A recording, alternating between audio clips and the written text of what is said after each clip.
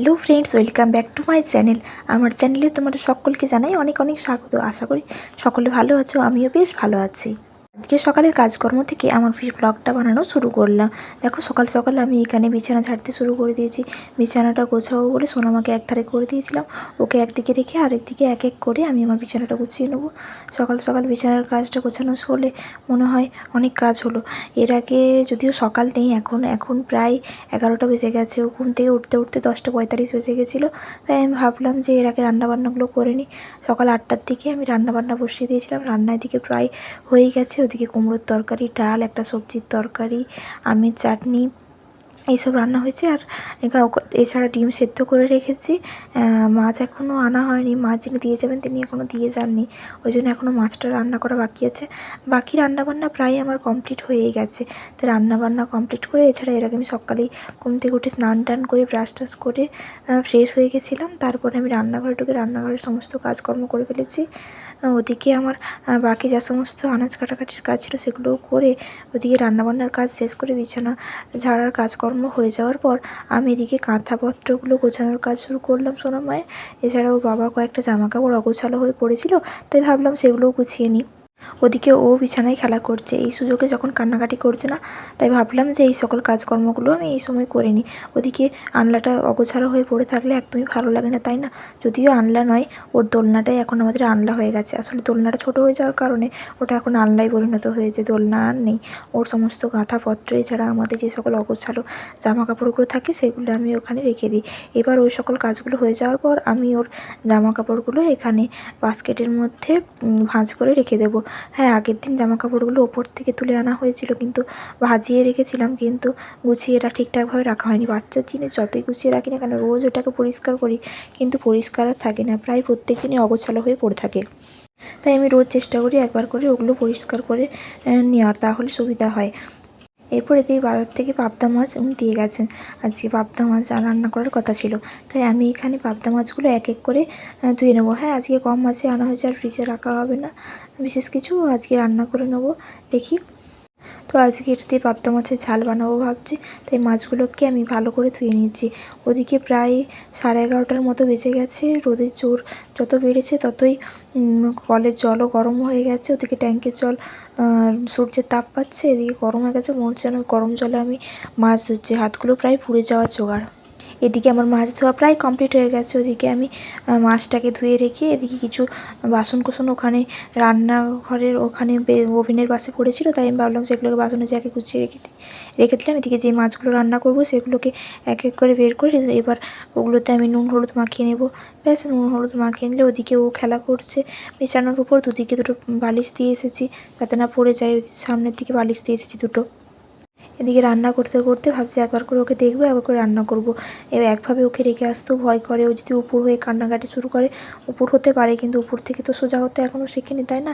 এখনও 6 মাস হতে প্রায় অনেকটাই দেরি আছে, 15 দিনের মতো। তাই ভাবলাম এই ফাঁকে রান্না করি আর ওদিকে একবার করে ওকে দেখে আসি। অন্যদিন বাবা যদিও ওকে দেখে, আজকে উনি পুজো করতে বসেছিলেন, তাই ভাবলাম যে ওনাকে আর ডাকাডাকি করবো না, আমি নিজে এইভাবে সামলে আজকের দিনটা রান্নাবান্না করে নেবো। একবার করে দেখবো, একবার রান্নাবান্না করবো। বিশেষ কিছু রান্না করার তো নেই, সমস্ত রান্না প্রায় কমপ্লিট হয়েই গেছে, শুধুমাত্র এই মাছটা করলেই হয়ে গেল। ব্যাস, মাছটা আমি করে নেবো এইভাবে ওকে দেখতে দেখতে। সত্যি আগে যখন মাকে কষ্ট দিতাম বা জ্বালাতাম, মা তখন বলতো মা হও তবেই বুঝবে মায়ের মর্ম, মায়ের যে কী কষ্ট মা হলে বুঝবে। সত্যি আজ মা হয়ে বুঝছি চারিদিক সামলানো সত্যিই কত কঠিন। যদিও সোনামাকে পেয়ে আমি অনেকটাই খুশি। এদিকে আমি মাছ ভাজা বসিয়েও দিয়েছি। ওদিকে গ্যাসের ফ্লেমটাকে লো করে আমি একবার করে মাছটাকে দেখে যাব, আর ওকে একবার করে দেখবো, ওকে খেলা করব, কই মা করে সাড়া দিলে ও আমার কথা শুনে শুনে ব্যস্ত থাকবে। ওদিকে বদমাশি বুদ্ধিগুলো বেশি করবে না, তাহলে উপরও আর চান্স থাকবে না। এদিকে রান্না হয়ে গেছে, বসানো আছে, আমি এদিকে দেখছি কী করছে আমার মাটা। ও বাবা, ও দেখি চুপচাপ শুয়ে আছে, পেটু তুলে শুয়ে আছে। এখন তো এসিটা চালাচ্ছি না, সকালের দিকে দুপুরবেলায় যখন শোবে তখন চালাবো। কিছুক্ষণ বাইরের এয়ারটাও ঢোকা উচিত ঘরের মধ্যে। তাই দেখো কেমন ফ্রক পরে শুয়ে আছে, হাসি দিচ্ছে। দেখো আমাকে দেখে কেমন, দেখতে পাইনি না মাকে কিছুক্ষণ, ওই জন্য। এই দেখো, আমি যত জামাটাকে নামাই ও ততই জামাটাকে তুলে দেয়। এই খেলা ওর রোজ চলে আমার সাথে, মায়ের সাথে এরকম খেলাই খেলতে থাকে ও। ওদিকে ওকে এখনও স্নান করানো বাকি আছে। আসলে ট্যাঙ্কির জল এত গরম হয়ে যায়, আমি ওর জন্য বালতি ভরে জল রেখে দিই কিছুটা স্নান করানোর জন্য। ওর সাথে গরম জল একটু মিশিয়ে জলটাকে নর্মাল করে ওকে স্নান করাই। ওদিকে ওকে দেখতে দেখতে একবার এখানে এসে পেঁয়াজ কাটার কাজটা করি না। পেঁয়াজটা কেটে মাছের ঝালটা বসিয়ে দেবো। ওদিকে মশলাপত্র সমস্ত কিছু আমার রেডি করাই আছে। আদা, রসুন, ক্যাপসিকাম সমস্ত কিছু পেস্ট করে আগেই ফ্রিজে রেখে দিয়েছিলাম। সেগুলো দিয়ে এই পেঁয়াজটা দিয়ে মাছের ঝাল বসিয়ে দেবো, আর একটু টমেটো দিয়ে দেবো এতে। ব্যাস মাছের ঝাল বসিয়ে দিয়ে ওকে তারপর ওকে তেল মাখাবো। এইসব কাজকর্মগুলো হচ্ছে, অয়েল ম্যাসাজ করতে এখনও বাকি আছে। তো চলো তোমরা ভিডিওর সাথে থাকো। আশা করি আজকে ভিডিও দেখতে তোমাদের ভালো লাগবে। রোজকার রান্নার ভিডিও দিতে আমারও একদম ভালো লাগে না, জানো তো, কিন্তু কিছুই করার থাকে না, ভিডিও দিতেই হয়। এখন তো ও ছোটো বলে আমি খুব একটা বাইরে বেরোচ্ছি না, ওই জন্য ঘরের মধ্যে আছি। তাই ঘরের রোজকার রান্না বান্না কাজকর্ম এই সকল ভিডিওই তোমাদের সাথে শেয়ার করছি।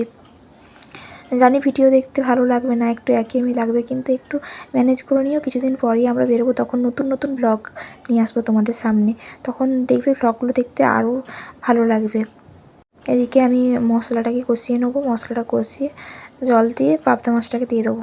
ছোটো বাচ্চাকে নিয়ে সবসময় এই ব্লগ বানিয়ে এডিট করা সম্ভব হয় না, ওই জন্য অনেক কিছু ক্লিপই মিসিং হয়ে যাচ্ছে। এখানে সমস্ত কিছু এখানে দেখানো যাচ্ছে না। দেখো এদিকে আমার মশলা কষানো হচ্ছে। মশলাটা এদিকে কষানো প্রায় হয়ে গেছে। পাবদা মাছটাকে দিয়েও দিয়েছি। এই কটা মাছ দিয়ে ঝাল করব। বাবা আর আমি খাবো এখন। সন্ধ্যের দিকে কিছু হলে না হয় তখন করবো আবার। এই দেখো এদিকে ও একা শুয়ে থাকতে চাইছিল না, তাই ওকে নিয়ে রান্নাঘরে চলে এলাম। ওকে একটু নিয়ে একটু ভিডিও করে নিলাম। দেখো এদিকে আমার মাছের ঝাল হচ্ছে, ওদিকে ও কোল থেকে নামবে না। এই বাচ্চা সামলে রান্না করা সত্যিই খুব কঠিন একটা কাজ। আসলে রান্নাবান্নাটা আমাদের দৈনন্দিন জীবনের একটা খুব বড় কাজ, যেটা মেয়েরা করে থাকে। এদিকে আমার রান্নাবান্না হয়ে যাওয়ার পর আমি এখানে ওকে নিয়ে চলে এসেছি বাইরেটাতে, একটু বসে আছি কোলে নিয়ে। ওকে একটু তাই করে দিচ্ছিলাম, বলছিলাম মা একটু তাই করো। ও দেখো করছে, ও তাইটা করতে খুব ভালোবাসে। ওদিকে মুখে থুতু নিয়ে খেলা করছে, ফু করছে। আসলে এই থুতু বের করলে না আমার খুব ভয় লাগে। থুতু বের করলেই যেন মনে হয় ওর আবার শরীর খারাপ করবে, এইসব থুতু নিয়েই খেলে। আসলে ওর তো এটা বয়সের ধর্ম, ও তো এটা করবেই, আমি যতই ভয় পাই না কেন। এদিকে আমি বলছিলাম, তোমরা দেখেছো ওর মাথায় ছোটা ভীমের মতো 2-4টে চুল দেখা যাচ্ছে, এইসবই বলছিলাম আমি। যাই হোক ছাড়ো, সোনামাকে নিয়ে এভাবেই বেশ সুন্দরভাবে আমার দিনগুলো কেটে যায়, কিছু মনেই হয় না। এইভাবেই তো কাটিয়ে ফেললাম প্রায় 5.5 মাস।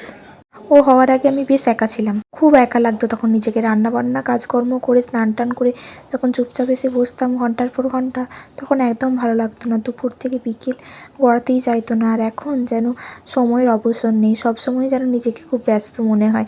ওদিকে দেখো আমি ওর অয়েল ম্যাসাজ করে দিচ্ছি। পুরো ভিডিওটা তোলা হয়নি, এখানে কিছুটা একটু নাকটা তুলে দিচ্ছিলাম। আসলে নাকটা খুব বসা, জানো তো, সবাই বলে তেল দিয়ে তুললে নাকি নাকটা একটুখানি উঠবে। তা কী জানি ওঠে কি না, তবে চেষ্টা তো করে যাই। চেষ্টা করলে ফল অবশ্যই একটুখানি হলেও পাবো। কি তোমরা কি বলো, তাই না? তোমাদের মত জানিও তো আমাকে। এদিকে আমি ওর নাক টিপে দিচ্ছিলাম, ও খুব বিরক্ত হচ্ছিল। অন্যদিন তো ও নাক টেপাটা খুব পছন্দ করে, আজ কেন বিরক্ত হচ্ছিল জানি না। ওদিকে কপালে টিপটা একটু মুছিয়ে দিচ্ছিলাম। টিপটা মুছিয়ে তারপর আর ব্লগ শ্যুট করা হয়নি। তো আজকের ভিডিওটা এখানে শেষ করছি। এখানে রিলস বানাচ্ছিলাম আমি। দেখা হচ্ছে পরের ব্লগে। তোমরা সকলেই ভালো থেকো, সুস্থ থেকো। গরমে খুব বেশি দরকার ছাড়া বাইরে কিন্তু একদম বেরিও না, খুব গরম পড়েছে। আজকের জন্য সকলকে টাটা। সকলে খুব খুব খুব ভালো থেকো। দেখা হচ্ছে আবার পরের ব্লগে।